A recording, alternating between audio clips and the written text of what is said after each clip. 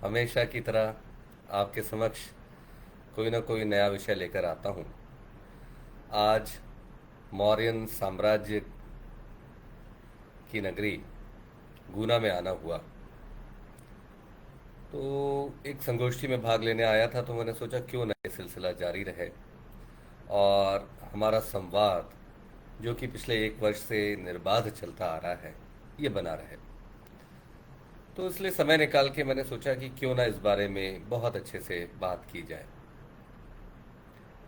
आज का विषय जिसके बारे में मैं बात करना चाहता हूँ वो है नींद और उसका मधुमेह से क्या संबंध है। आपने वो गाना सुना ही होगा ना, धीरे से आना निंदिया अखियन में, ओरे खटमल ना जगाना रतियन में। तो किशोर कुमार जी की आवाज़ में वो जो गाना है और जो उसकी मस्ती है, कहीं ना कहीं हमें नींद का महत्व सिखा जाती है। अभी मैं एक पॉडकास्ट देख रहा था। आजकल क्या है कि जमाना पॉडकास्ट का है, आप लोग भी सुनते होंगे। बहुत से लोग बहुत ही सराहनीय काम कर रहे हैं, जिसमें पीटर आइट किया है, ह्यूबरमैन है। सुनना चाहिए आपको उसके बारे में। वहाँ क्या है कि वो बात कर रहे थे कि जब हम सुबह उठते हैं, सुबह की जो पहली किरण होती है, उसमें पहली किरण में एक खास वेवलेंथ होती है जब सूर्य इतना ऊपर नहीं चढ़ा होता, सूर्य नीचे के स्तर पर होता है।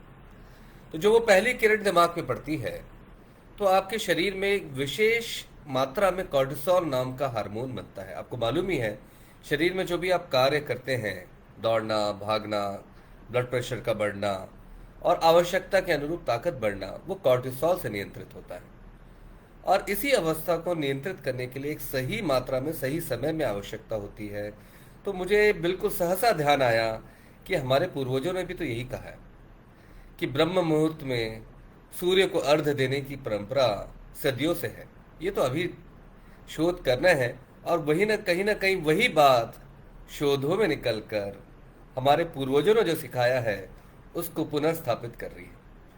तो मुझे याद आया कि मैं कैसे सुबह उठ के यही सूर्य सहस्त्रांशो, ये मंत्र आपको याद होगा। तो वो केवल ऐसा ढकोसले वाली बात नहीं है, केवल ट्रेडिशन की बात नहीं है, उसमें कहीं ना कहीं साइंस है। तो उनका ये कहना था कि जब सुबह की पहली किरण एक विशेष परिस्थिति में सुबह के समय ही पड़ती है, तो जो कॉर्टिसोल बनता है वो हमारे दिन भर की क्रिया को नियंत्रित करता है। और उसी समय ये तय हो जाता है कि आपकी जो ग्रंथि है, एक ग्रंथि होती है पीनियल ग्लैंड, जिसका बहुत संबंध आपकी नींद से है। नींद कितने बजे आएगी, कब आएगी, कैसी नींद आएगी, नींद का स्तर क्या रहेगा, ये उस सुबह की पहली किरण जब आप सूर्य को अर्घ्य देते हैं तभी से तय हो जाता है। और ये जो हार्मोन है, ये जिसको कहते हैं पीनियल ग्लैंड से जो आता है, इसको कहते हैं मेलाटोनिन। रोशनी और इसका आपस में बहुत ज़्यादा संबंध नहीं है। सूर्य की पर पहली किरण ये तय करती है कि रात को आप कितने बजे सोएंगे। तो ये मुझे बड़ा ही अभूतपूर्व लगा, तो मुझे लगा क्यों ना शुरुआत में ही मैं आपको इस रेफरेंस के साथ ही चालू करता हूँ। दर्शकों, हमें मालूम ही है कि हम अपना 1/3 हिस्सा दिन का लगभग सोने में निकालते हैं। दूसरे पशुओं में थोड़ा सा ये ज़्यादा है, पर ये जो नींद का हिस्सा है यही तय करता है बहुत सारी चीज़ें। नींद अच्छी होती है तो आपका शरीर अच्छा रहता है, मन शांत रहता है, भावनाएं उद्वेलित नहीं होती, याददाश्त अच्छी होने लगती है और शरीर के दूसरे जो तारतम्य है वो एक कड़ी से दूसरी कड़ी से जुड़ते जाते हैं। हृदय की धड़कन अच्छी रहती है, हृदय रोग नहीं होता, मन शांत रहता है तो काम अच्छा होता है और जीवन में आप उठकर बिल्कुल लड़ने के लिए तैयार रहते हैं। और नींद अच्छी ना हो तो सभी को मालूम है, नींद अच्छी ना हो तो मन चिड़चिड़ा होने लगता है, स्वास्थ्य खराब होने लगता है, याददाश्त कमजोर पड़ने लगती है, छोटी छोटी बातें आप भूलने लगते हो और लोग कहते हैं कि साहब आप एंग्शियस हो गए हो।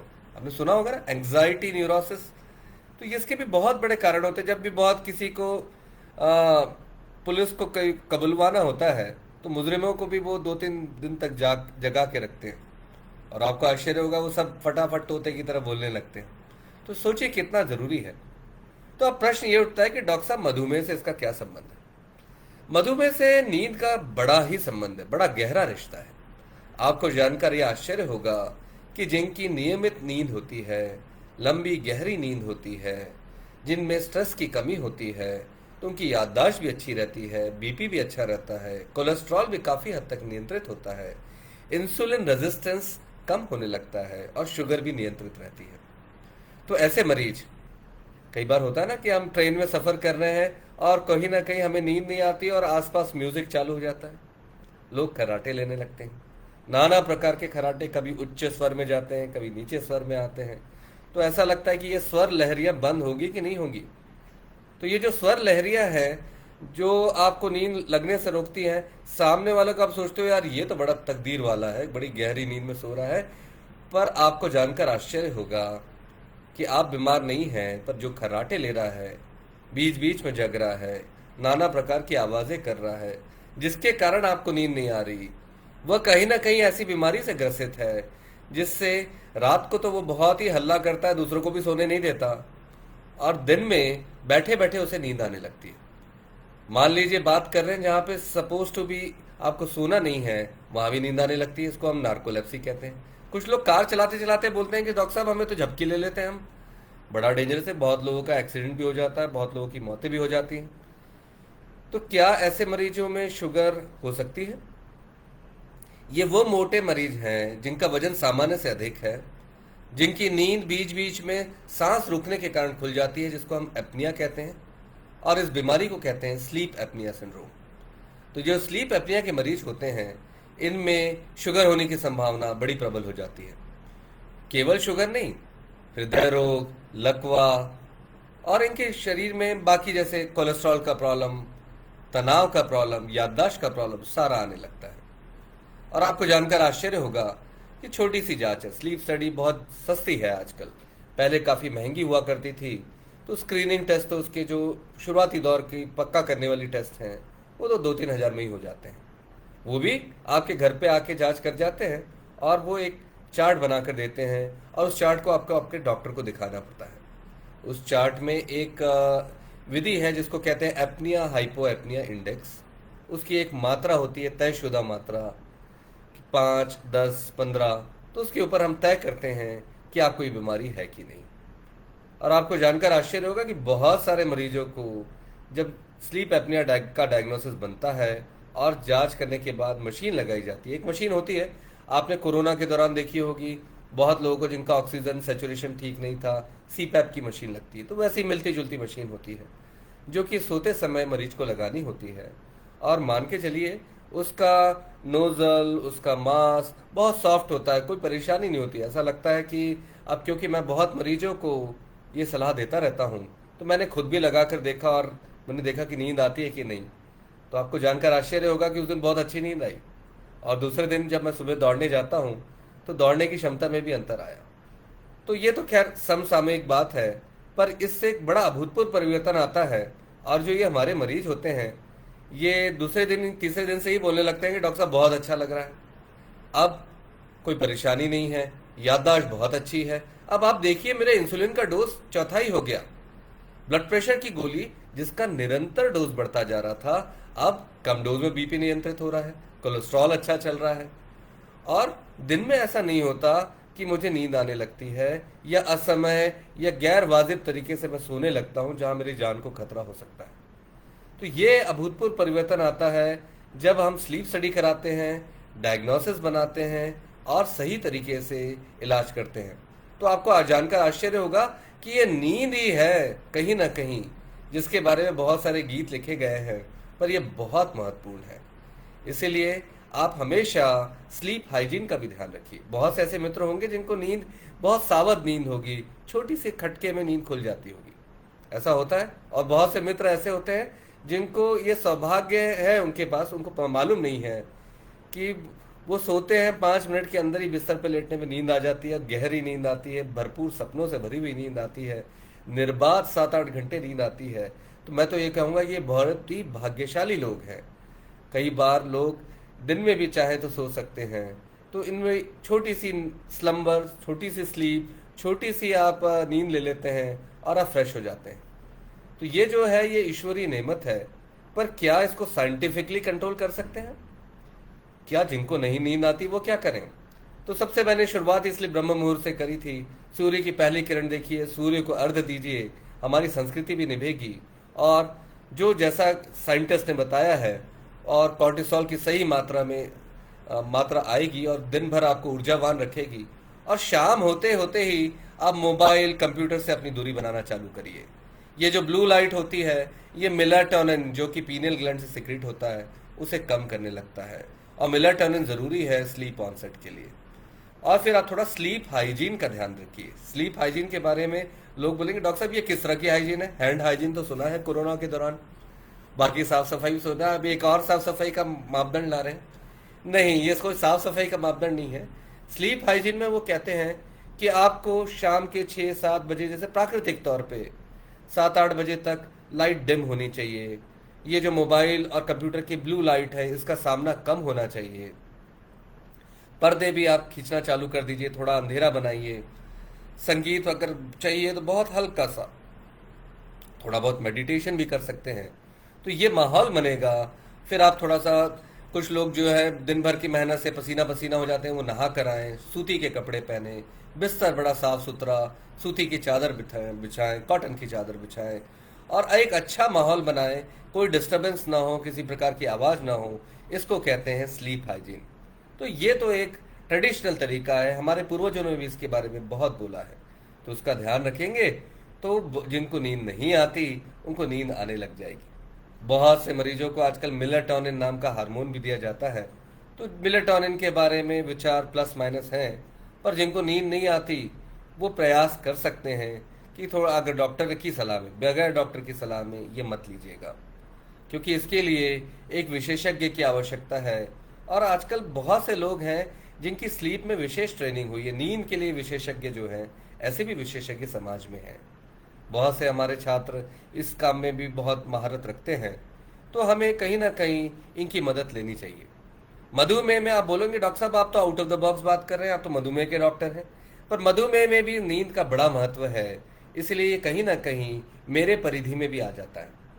क्योंकि मेरे मरीज में अगर मैं नींद के बारे में विवेचना ना करूं और उसका समाधान ना करूं, तो केवल दवा देना उसके साथ जाती होगी। इसलिए मुझे यह ध्यान रखना होगा कि उनकी नींद भी अच्छी हो, निर्बाध हो, बार बार नींद खुले ना, नींद रुकने में सांस रुकने की समस्या ना हो, जिसको स्लीप एपनिया कहते हैं। तभी एक तरीके से एक अच्छा माहौल बनेगा, जिससे मैं सुनिश्चित कर पाऊंगा कि ये मेरा मरीज भविष्य में सारी बाधाओं को पार करके एक स्वस्थ जीवन की ओर आगे बढ़ेगा। तो इन बातों को आपको ध्यान रखना चाहिए। और कुछ लोग ध्यान लगाते हैं, कुछ लोग मेडिटेट करते हैं, ये भी एक अच्छी आदत है। और सही समय में, सही दिशा में अगर हम काम करें और अपनी जीवन शैली अपने पूर्वजों के बनाए हुए रास्ते पे अगर लेकर जाएं, तो भी कोई बुरा नहीं है। तो मैंने इसलिए सूर्य को अर्घ्य देने की बात करी, ब्रह्म मुहूर्त वाली बात करी। ये दूसरे धर्मावलंबी अपने हिसाब से उसको चेंज कर सकते हैं, पर जो सच है ये तो साइंस है, विजडम है, ये धर्म की बातें नहीं है। और आज देखिए साइंस प्रूव भी कर रहा है उसको। तो ये धार्मिक बातें नहीं हैं, ये बातें आपके हित की बातें हैं। और जो सत्य है, जो ज्ञान से ऊपर है, वो है विजडम। तो जो अनुभूति है, जो आपके ईश्वर, आपके जो हमारे ईश्वर कायदे से देखा जाए तो हमारे पूर्वज हैं, तो जो उन्होंने बताया है उस चीज को हमें मानना चाहिए। सुबह उठिए, सूर्य की पहली किरण का सामना करिए, और शाम को कोशिश करिए कि एक समय, नियत समय पे आप सोने का जतन करें, स्लीप हाइजीन का फॉलो करें जिनको नींद नहीं आती। और उसके साथ अगर व्यायाम हो जाए तो वो भी बहुत अच्छा। ऐसे ड्रिंक्स जैसे चाय, कॉफ़ी शाम के 4-5 बजे के बाद नहीं लेना चाहिए। कुछ मरीजों को होता है कि कॉफ़ी में कैफीन होता है, चाय में भी टैनिन, कैफीन दोनों होता है। और ये कैफीन क्या करता है कि एक डेनेसिन नाम के रिसेप्टर्स होते हैं, उन पे बाइंड करता है, जो स्लीप को रोकता है। तो क्या है कि ये डेनेसिन अगर अपने रिसेप्टर पे आ जाए तो आपको नींद आ जाएगी, और उसकी जगह अगर ये कैफीन आ गया तो कैफीन वहाँ पे बैठ जाएगा। मतलब जो कमरा सोने के लिए बना था डेनेसिन के थ्रू, उस कमरे में अब एक जागृत अवस्था में कैफीन आके बैठ गया। अब कैफीन का काम है कि वो तो शत्रु है नींद का, तो वो नींद नहीं आने देगा। इसलिए ऐसे कैफिनेटेड ड्रिंक्स कोशिश करिए कि दिन के पहले भाग में लीजिए। पहले प्रहर में वो आपको मदद भी करेंगे, पर अगर दूसरे तीसरे प्रहर में लेंगे तो हो सकता है रात को नींद ना आए। और नींद का संबंध केवल आपके व्यवहार से, केवल आपकी सोच से, केवल आपके आनंद से, केवल आपके आराम से नहीं है। ये आपके सोच, समझ, याददाश्त, आपके व्यक्तित्व आपकी चमक, आपके इंटेलेक्चुअल एट्रीब्यूट्स, उसके साथ साथ blood pressure, sugar, stroke, heart disease, सभी चीज़ों की जननी है। अगर अच्छी नींद नहीं हुई तो हमें ये परेशानियां होने लगती हैं। तो आशा है कि आप स्लीप हाइजीन के कंसेप्ट को पढ़ेंगे, ब्रह्म मुहूर्त में क्यों सूर्य की पहली रोशनी हमारे शरीर पे पड़नी चाहिए, इसके महत्व को समझेंगे, और शाम को किस तरह से हमें धीरे धीरे अपने जीवन में लाइट कम करना है, और कैफिनेटेड ड्रिंक, जो चाय कॉफ़ी वाली बात है, वो शाम के 4-5 बजे से पहले ख़त्म कर दें जिनको नींद की खास प्रॉब्लम है। और ये ध्यान रखें कि एक नींद में निवेश करना भी ज़रूरी है। ये एक स्वास्थ्य में निवेश करने जैसा है। लोग बोलते हैं ना कि नियमित व्यायाम करना चाहिए, तो मैं हमेशा कहूँगा नियमित, एक संयमित तरीके से, एक फिक्स मात्रा में नींद का होना भी ज़रूरी है।